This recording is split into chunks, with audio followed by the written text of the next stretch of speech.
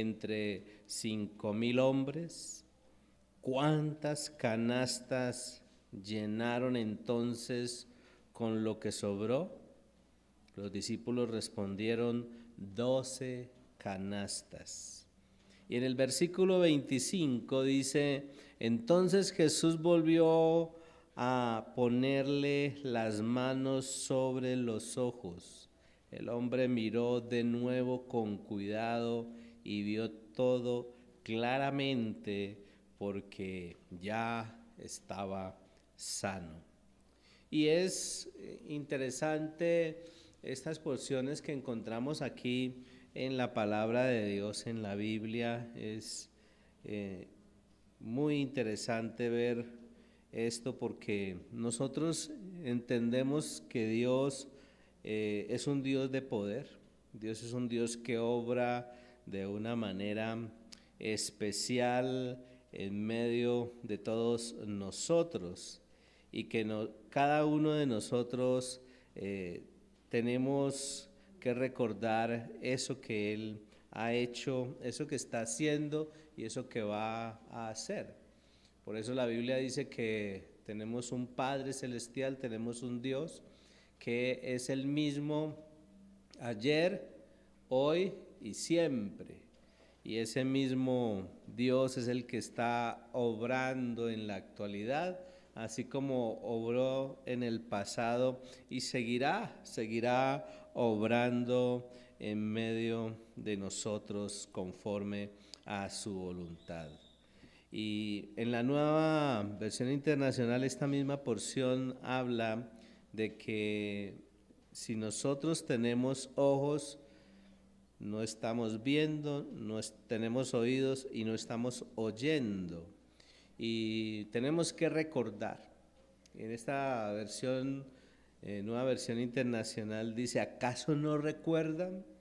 Y creo que esa es como una exhortación de parte de Dios hacia nosotros, de que tenemos que estar recordando constantemente lo que Él hizo. Tenemos que recordar lo que Él está haciendo, y tenemos que seguir confiando en que Él hará conforme a su voluntad y al plan que Él tiene con cada uno de nosotros. Y pensando en eso de la necesidad de cambio para que haya transformación, hablábamos de que nosotros hemos sido direccionados, nosotros hemos sido proyectados, también podríamos decirlo así, hemos sido impulsados a ser instrumentos de influencia en el entorno donde Dios nos ha colocado. Y como pueblo de Dios, ustedes y yo tenemos que hacer nuestro papel. Uno podría decir: ¿qué podemos hacer nosotros como pueblo de Dios, como iglesia, como el cuerpo de Cristo en los entornos donde estamos? Pues en la familia, desarrollar, modelar, practicar, bueno, tantas cosas que podríamos nosotros hacer en medio de la sociedad en la que estamos viviendo. Y eso se llama influencia. Nosotros hemos sido llamados a ser de influencia y a estar enfocados en quién es el que está actuando en este mundo y que desarrollará su propósito, su voluntad en este mundo. Y como iglesia, cada uno de nosotros como iglesia tenemos que cumplir nuestra labor, nuestro papel en esta sociedad, en medio de esa realidad social en la que nosotros estamos viviendo, porque ustedes y yo somos conscientes, todos nosotros somos conscientes, a veces de pronto no le prestamos mucha atención a las situaciones que se están dando, de pronto no somos muy versados, podríamos decir, en el caso nuestro, de todo el contexto geopolítico que se está moviendo y que tiene relación con lo que Dios tiene definido y con todo el plan que Dios ha establecido para el fin de estos tiempos. Pero en medio de esta realidad en la que estamos viviendo, creo que nuestro papel es supremamente importante, ¿sí? Nosotros hemos sido llamados a sembrar ese mensaje en medio de nuestra sociedad. ¿Y por qué es tan importante? O sea, no simplemente vivir la vida cristiana dentro de un esquema religioso, sino ser actores activos dentro de la sociedad donde Dios nos ha colocado, porque vemos muchas situaciones, muchos factores que pueden llevarnos a evaluar el grado de influencia que nosotros estamos teniendo en esta sociedad. Yo pensaba, si nosotros como iglesia estamos impregnando, así como cuando usted coge una vasija, la llena de agua, y usted podría hacer la prueba, ¿no? Una pizca de sal, una pizquita de sal a esa agua de pronto no hace mucho la diferencia, pero comienza un proceso de cambio, ¿sí? Ya esa agua que usted toma, que usted puede probar antes de poner la pizca de sal, cambia, empieza a cambiar el sabor, empieza a tener un sabor diferente. Si usted le echa un poco más, eso va mostrando que hay un proceso ahí de cambio en ese líquido que está siendo impregnado por esa sal. Y eso lo veo yo también con la iglesia. La iglesia, aunque de pronto no está siendo de impacto como de pronto uno podría esperar, la iglesia sigue trabajando. Pero cuando evaluamos todos esos niveles demográficos que nos muestran o nos dan referencia para evaluar los grados de influencia, pues tenemos que preocuparnos porque la criminalidad, la falta de justicia, la falta de equidad, el tema de la salud pública, el mal manejo que se le está dando, el tema de la educación, el tema mismo de la economía. Alguien hace unos días, ayer o hoy creo que leía ese artículo, que hay una gran preocupación respecto a que todos los alimentos, hay una proyección de que los alimentos van a subir en un 40% más, ¿cierto? Y eso que muestra que hay una influencia negativa de cosas que están sucediendo de pronto en lugares mucho más distantes del nuestro, pero que están influenciando.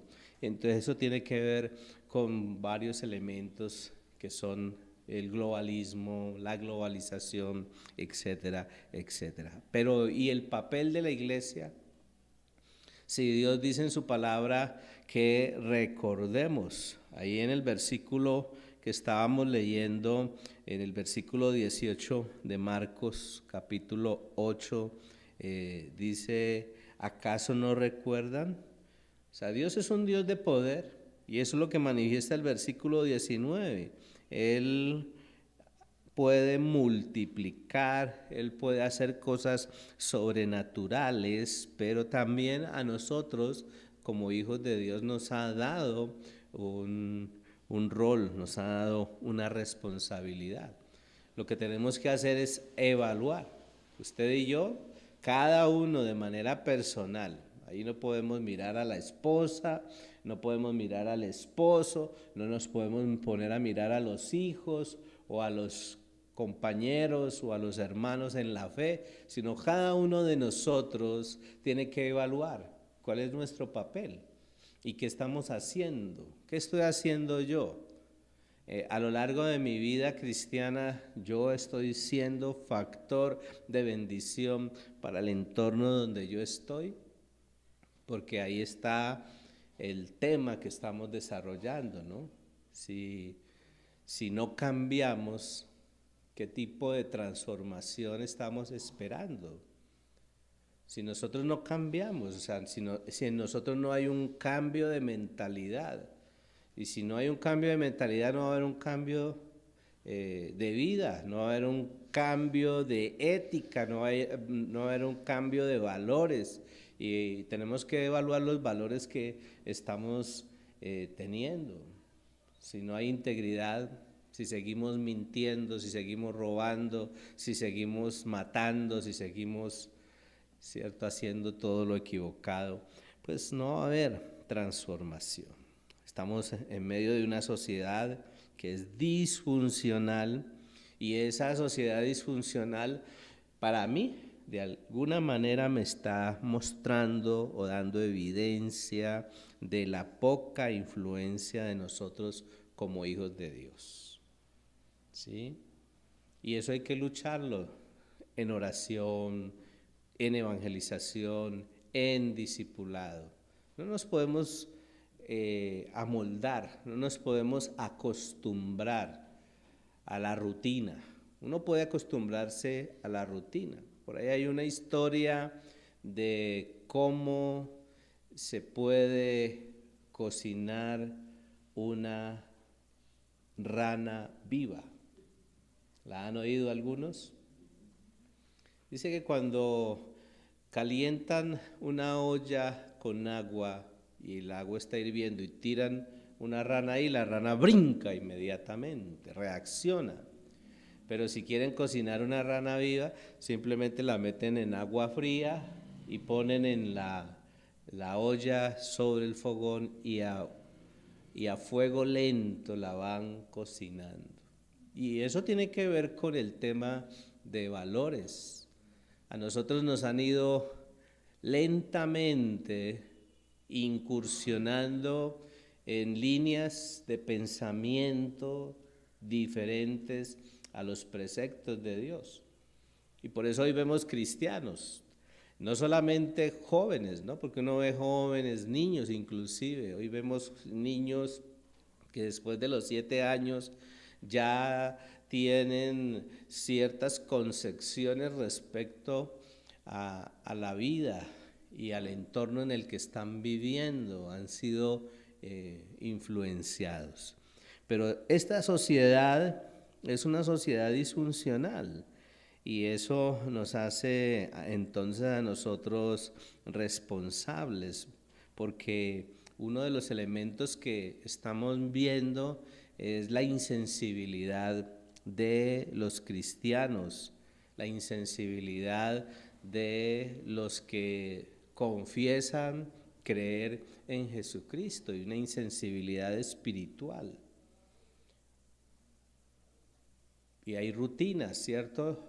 Las rutinas de la oración, la rutina del ayuno, bueno, la rutina de todas las herramientas espirituales, pero de pronto eso se puede volver algo como muy mecánico. Pero ¿qué de nuestro testimonio para seguir siendo sal y para seguir impregnando este mundo con ese sabor que Dios nos ha dado a nosotros, para seguir siendo luz, como dice la palabra de Dios, para nosotros de alguna manera ayudar a que la gente diga: por aquí, por donde esta persona va, hay un camino diferente, y ese es el camino que nosotros debemos buscar, ese es el camino que nosotros debemos seguir?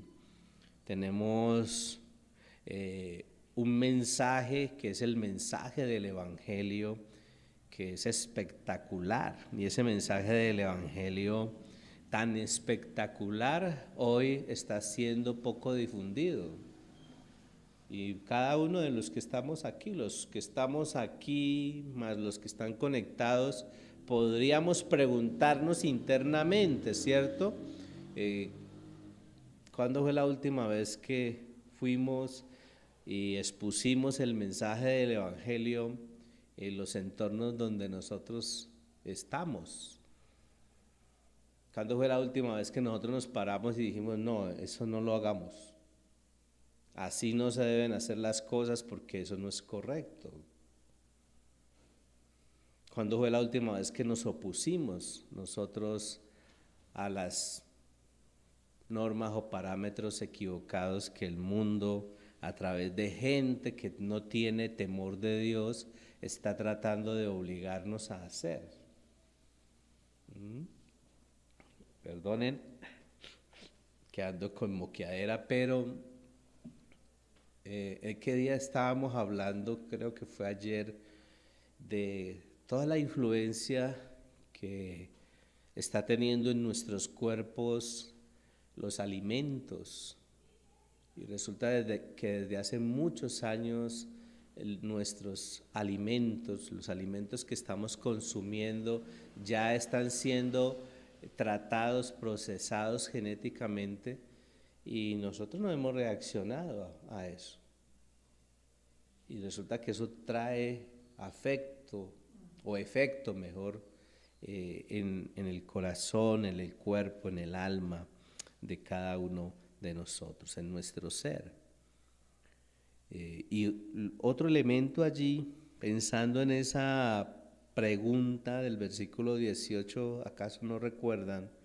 Es que no tenemos o no somos congruentes entre lo que nosotros como hijos de Dios estamos enseñando y los resultados que se están viendo, porque si estamos transmitiendo un mensaje, si estamos compartiendo una enseñanza, deberíamos estar oyendo y deberíamos estar viendo, porque la pregunta en el versículo 18 es: si ustedes tienen ojos, ¿cómo es que no ven? Si ustedes tienen oídos, ¿cómo es que ustedes no oyen? O sea, no estamos agudizando nuestros oídos ante la realidad en la que nosotros estamos. Y creo que eso es una evidencia de la incongruencia que estamos viviendo, que aunque estamos transmitiendo un mensaje, lo más probable es que de pronto ese mensaje no está teniendo el eco, ese mensaje no está teniendo la influencia que debería tener y llevar a que la gente que lo oye, la gente que lo analiza, la gente que lo entiende, se levante y diga: no, yo no puedo seguir con este tipo de vida. Porque ese debería ser el efecto del mensaje, ¿cierto? Si el mensaje del Evangelio llega al corazón mío, debe generar un proceso de cambio y de transformación. No puedo seguir en la misma condición que cuando inicié, ni puedo seguir viendo que mi entorno está empeorando si ese mensaje ha sido expuesto de una manera consistente, constante allí en ese entorno. Son reflexiones que nosotros tenemos que considerar, ¿sí? Conductas que nosotros tenemos que evaluar. Si yo hago algo y estoy viendo que eso no está teniendo efecto, pues tengo que evaluar si lo estoy haciendo bien o lo estoy haciendo mal, si lo estoy haciendo de una manera equivocada. Entonces, la influencia, nuestro papel, también podríamos ponerle así, nuestro papel, nuestro trabajo, nuestra labor como hijos de Dios en medio de esta sociedad y en medio de esta realidad que se está viviendo, tiene que ser evaluada. Y también meditaba en que como hijos de Dios, en la actualidad, nosotros no estamos aplicando los principios bíblicos.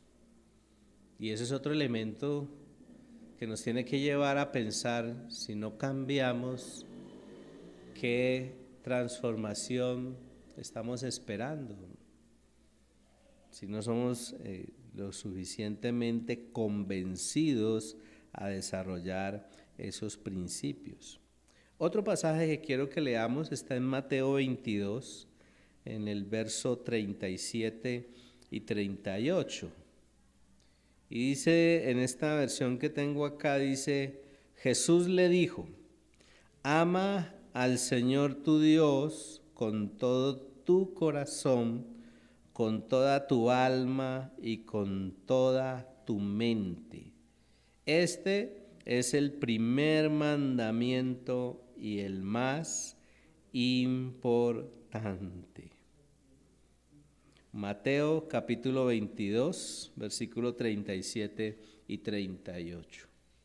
Ama al Señor tu Dios con todo tu corazón, con toda tu alma, con toda tu mente. Este es el primer mandamiento y el más importante. Y si soy cristiano, pues tengo que definir, tengo que evaluar, tengo que reflexionar si estoy aplicando esos principios que Dios me ha dejado en su palabra. Ahora, uno se puede autoengañar.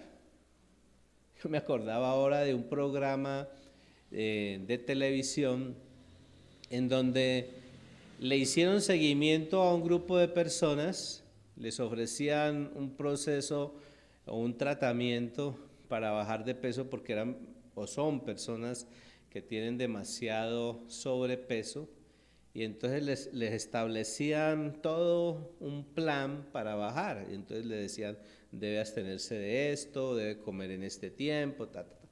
Lo que no sabía la gente era que en medio del programa, en las entrevistas, en la preparación, les colocaban cámaras, ¿sí? Y entonces la persona llegaba a la cita de control y decía, pero es que yo no entiendo, yo he hecho todo lo que ustedes me han dicho. O sea, tenían la caradura de ponerse allí delante de los especialistas y decir, nosotros hemos hecho todo lo que nos han dicho al pie de la letra, ¿y por qué será que no hemos cambiado? Pues sencillamente porque no se aplicó el plan, el tratamiento. Entonces, pensando en que si yo no cambio, ¿qué tipo de transformación voy a esperar?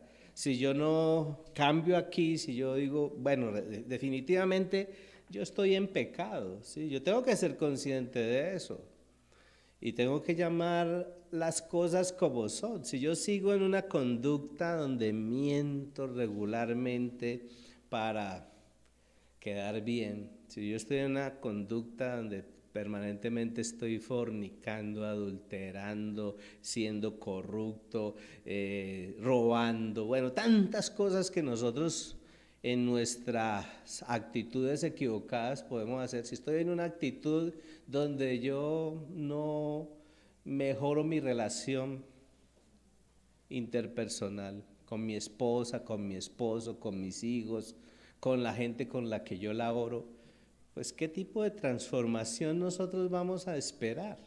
¿Sí? Si yo soy una persona que cuando veo que no hay una cámara, que día que me tocó ir a Cali,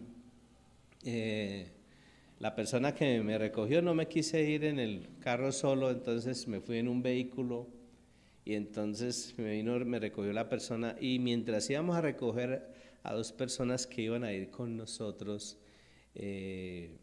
el conductor dijo, miren, por este lado hay una cámara de fotomultas y para evitar la fotomulta la gente hace aquí un recorrido y resulta que la policía tiene que ingeniarse lugares estratégicos. Preciso, íbamos pasando por un sitio antes de llegar a la cámara de la fotomulta y hay un sitio donde uno antes de llegar se puede desviar para evitar la fotomulta, y a eso habían un montón de carros con la placa que ese día era pico y placa, ¿cierto? Que iban por ese sitio, ¿no? Y había un policía estratégicamente puesto allí con su radiecito y veíamos que él iba radiando, ¿no? Para que los que estaban allá estuvieran alertas porque iban a pasar los que estaban violando esa norma, ¿sí? Si en esas cosas tan sencillas como un semáforo en rojo, como un ceda al paso, en el tema de tránsito, nosotros buscamos la manera de evadirlo. Imagínense en los preceptos, en los principios. Si eso no me conviene y yo tengo la necesidad de quedar bien, lo más probable es que voy a hacerlo equivocado y pensamos que estamos bien. Pero la Biblia nos exhorta, la Biblia nos anima, la Biblia nos motiva a que nosotros tengamos a Dios como nuestra máxima prioridad. Y por eso es que Jesús le dice que hay que amar a Dios prioritariamente y que hay que hacerlo con todo.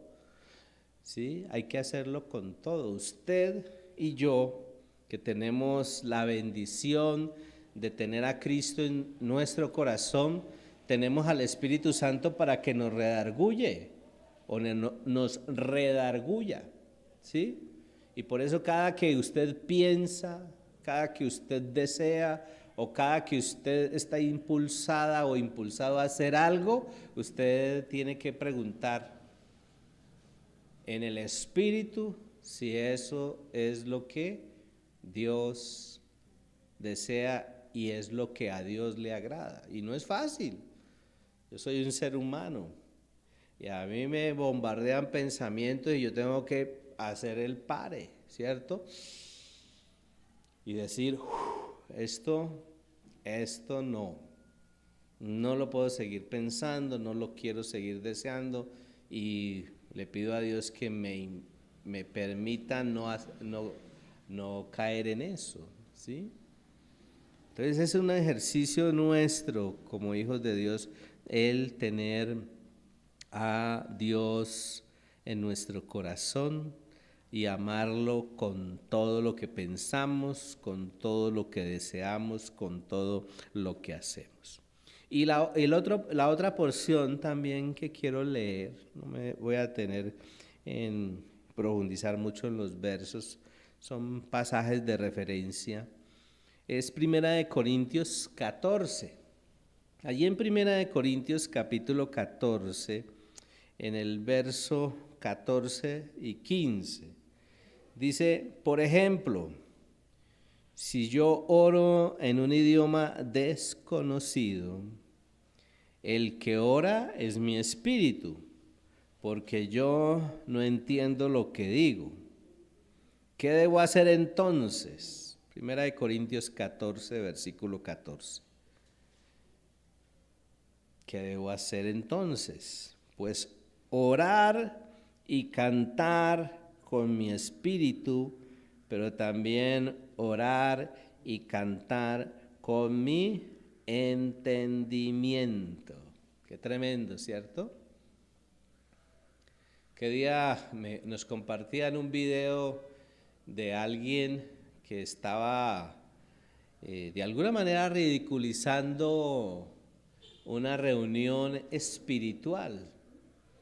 Y en esa reunión espiritual, quien estaba orando y compartiendo el tiempo de ministración, supuestamente estaba hablando en lenguas. Yo no puedo juzgar, ¿cierto? Si lo estaba haciendo realmente en lenguas, pero lo que decía quien compartía el video y analizaba y criticaba, decía, ¿por qué si esa persona está diciendo esto, repite la misma frase para decir una cosa? Porque incluso llamaron a alguien que interpretaba lenguas, ¿cierto? Y entonces la persona hablaba en lenguas y el otro le interpretaba. Y lo que interpretaba eran frases y expresiones totalmente diferentes, pero el que hablaba en lenguas decía y repetía era casi lo mismo todo el tiempo, ¿no? Entonces él en su lógica decía, ¿por qué? Nosotros necesitamos tener discernimiento, la verdad es esa. Y hay dones, hay habilidades, no podemos desconocer los dones del Espíritu. Ahora, si Dios nos da a nosotros dones, nosotros debemos usarlos con sabiduría, con entendimiento. Necesitamos usar esos dones, ¿sí? Y ahora tenemos que tener una mentalidad como hijos de Dios. Usted y yo tenemos que tener una mentalidad como hijos de Dios.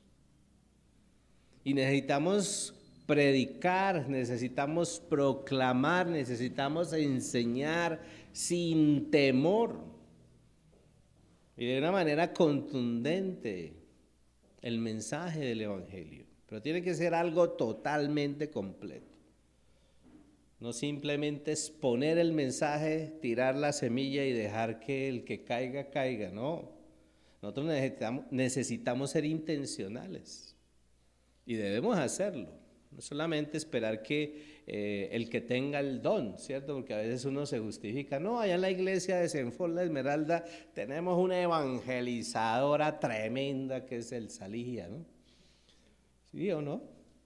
Y uno le puede decir, no, que ella sí traiga gente. No, nosotros no queremos traer gente.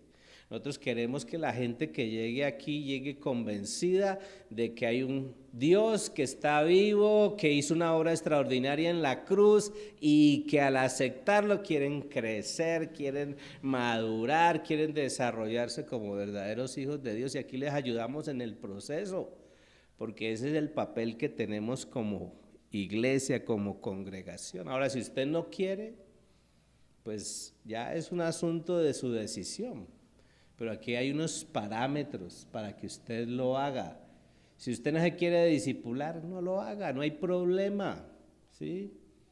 Nosotros no le rogamos a la gente, ni la empujamos.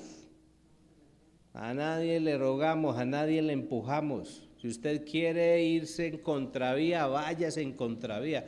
Lo que sí hacemos, y eso independiente de su disposición, de su disponibilidad, de su dedicación, de su entrega, de su compromiso, lo que sí hacemos es orar. Uno de nuestros papeles, una de nuestras responsabilidades es orar por cada uno de ustedes para que Dios los direccione y los lleve a que ustedes vivan una vida que le agrade al Señor. Pero tristemente vemos que de una manera general muchos de los que han recibido el mensaje hemos perdido la mentalidad cristiana. No estamos proclamando, no estamos predicando el Evangelio como Dios nos lo ha enseñado.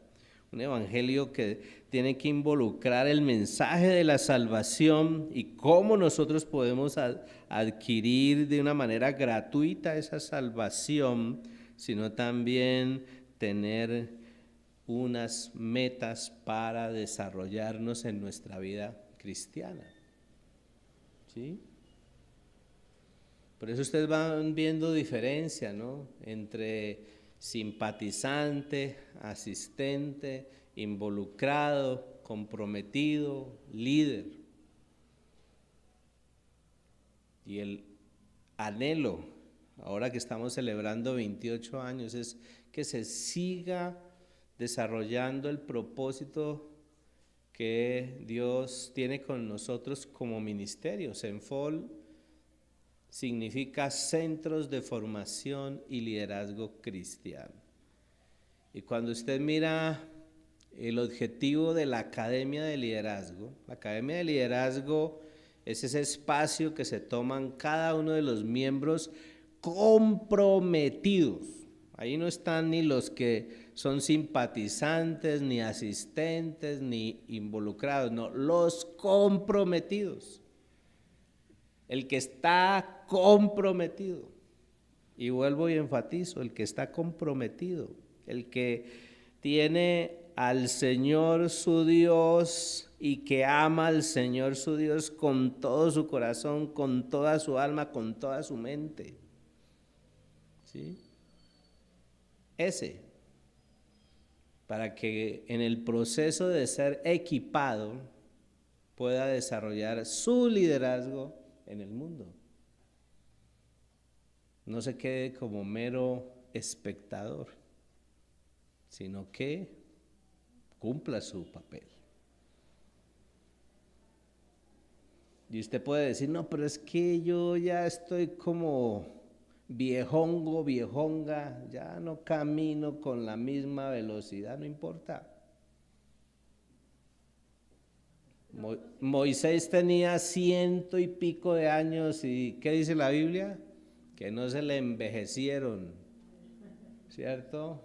Ni sus fuerzas, ni sus ojos, porque estaba convencido en a quién tenía que buscar y a quién tenía que seguir. Entonces, necesitamos desarrollar ese evangelio constantemente y tenemos que evangelizar, tenemos que consolidar, tenemos que edificar. Y uno sigue insistiendo, insistiendo, insistiendo. No se quede, y esto se lo digo a los que son miembros, a los que de alguna manera simpatizan con el ministerio. Y si usted no es miembro y tiene la oportunidad de vernos y oírnos, motívese a involucrarse con Dios. Pero esto se lo digo a los miembros. Nosotros insistiremos, pero solo los que se alineen en el propósito de Dios, pues van a poder ser acompañados, porque ¿cómo puede uno acompañar, direccionar y impulsar? ¿Sí? No empujar, sino impulsar el desarrollo de la vida cristiana de los miembros de una congregación si las personas no se disponen. Entonces tenemos un gran compromiso y una gran labor que implica salvar a la gente, que implica integrar a las personas al cuerpo de Cristo.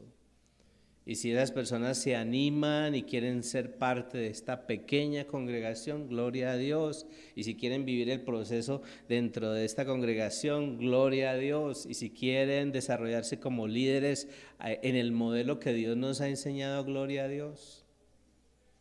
Ahora, si no quieren, pues igual aquí hay sillas vacías, ¿no? Hoy cayó un aguacero y me imagino que por eso no llegaron todos los que de pronto querían llegar, y hay algunas sillas vacías, ¿cierto?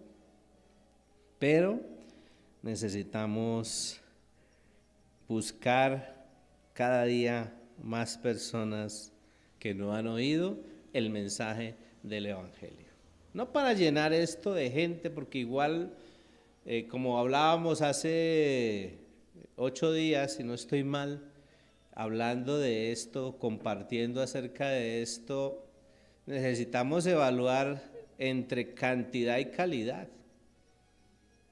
porque uno puede ver mucha gente amontonada, ¿no? Y uno dice, uy, eso está lleno esa iglesia, pero ¿y dónde está? Yo me gozo de saber que hoy, por ejemplo, están haciendo trabajo en Recuerdo Sur, están haciendo trabajo en Valle del Ortigal, están haciendo trabajo en Timbío, allá, bueno, en el Guadual, en tantos lugares donde hay gente que se ha dispuesto a ir a servir y a ayudar a que otros también lleguen a los pies del Señor. Pero yo no me puedo conformar simplemente con ser un oidor.